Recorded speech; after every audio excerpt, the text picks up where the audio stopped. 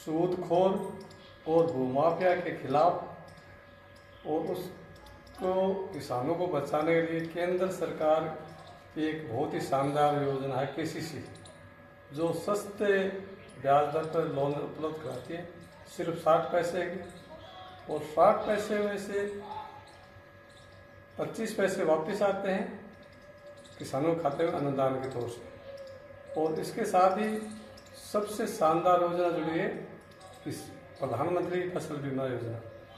तो उसमें कम प्रीमियम पर किसानों को फायदा मिलता है, नुकसान का भरपाई होती है। और उसके साथ में जुड़ी हुई है एक किसान सम्मान निधि, जिसके 9,000 रुपये प्रतिवर्ष खाते में आते हैं।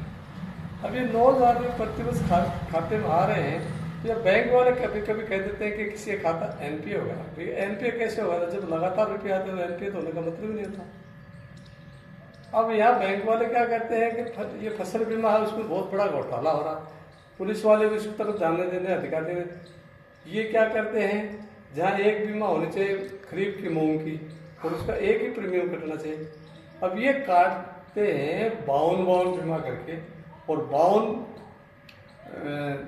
पॉलिसी बना देते हैं। 52 काटते हैं तो किसान को भी लूटते हैं, केंद्र सरकार को भी लूटते हैं, और राज्य सरकार को लूटते हैं। और यही मतलब रबी फसल में जहाँ चने की फसल होनी चाहिए, मैंने बार बार लिख के दिया कि ये होनी चाहिए, तो वहाँ भी वो 30-32 पॉलिसी बना देते हैं, उतना प्रीमियम काटते हैं, मेरा भी काटते हैं, केंद्र सरकार से भी डबल आता है, और यहाँ राज्य सरकार आता है। मान लो मेरे 2,000 रुपये कटे, तो उसमें से 4,000 रुपये केंद्र सरकार देगा अनुदान के, और 4,000 राज्य सरकार देगा। अब इतनी बड़ी ये जो घोटाला हो रहा है और हो रहा है, पुलिस को उसकी जांच करने का तरीका नहीं आ रहा है। पुलिस वाले मतलब उनको जैसे उनको पूछ करने, पुलिस की जांच जब आ जाती है तो पुलिस पूरे बैंक की सारे खाते को खंगालती है और पूरे जांच होती है, तो पूरे में भ्रष्टाचार है। तो पुलिस उस तरफ न जा करके, और पुलिस ये कहती है कि हमारा इसमें कोई काम ही नहीं। पुलिस का काम कैसे नहीं होता है?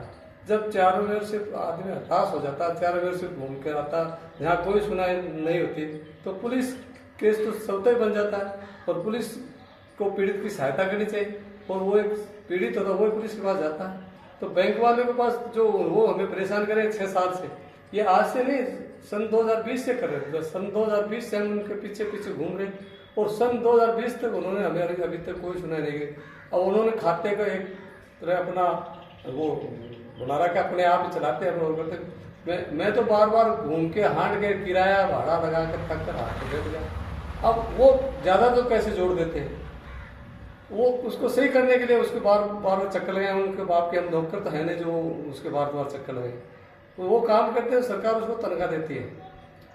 अब बार बार वो चक्कर कटाते हैं, हमारा काम थकाते हैं, किराया लगाते हैं, फिर वो ही कहते हैं वहाँ पर जाते हैं तो वो वहाँ अपमानित करते हैं, वो हमें परेशान करने का वो केस का धमकी देते हैं और करते हैं। तो किसान के पास इतना समय कहाँ है? वो तो एक पीड़ित होता। तो पुलिस ये कह ही नहीं सकती कि हमारा काम नहीं है। पुलिस ये तो गैर जिम्मेदारी की बात है। सबसे ज़्यादा काम पुलिस का होता तहसील के एसडीएम को गिरफ्तार करना, चाहे वो तहसीलदार को गिरफ्तार करना, या उसके कर्मचारियों को गिरफ्तार, या बैंक मैनेजर को गिरफ्तार करना, ये सब पुलिस का काम है। वो ही काम होगा। जब तक इनकी गिरफ्तारी नहीं होगी तब तक जांच कैसे होगी? जब उन्होंने इतना बड़ा भ्रष्टाचार करा, 8 साल से मुझे परेशान कर रहे हैं, 8 साल से मेरे घर में क्या बीती है, कैसे हुआ, तो उन्होंने वहाँ सुनाई न करके और हमें बार बार कहते हैं कि हमारा पुलिस का काम ही नहीं है। ये कोई जवाब होता कि पुलिस का काम नहीं है? पुलिस की ये जो जवाब दे रहे हैं, मैं तो सरकार से ये निवेदन करना चाहता हूँ कि उसकी चयन प्रक्रिया पर सवाल खड़े हो रहे हैं, और उसकी चयन प्रक्रिया जांच हो वो फर्जी तरीके से लगे हुए। जो ये सब दे रहे हैं, ऐसी जांच कर रहे हैं, ऐसे जो जवाब दे रहे हैं वो फर्जी तरीके से लगे, और फर्जी लगे हुए कभी किसी को भला नहीं कर सकते, नहीं जांच कर सकते। जय जवान, जय किसान, जय मजदूर, जय सभी भारतीय महिला गृहिणी जिनके दम पर हमारा देश चलता।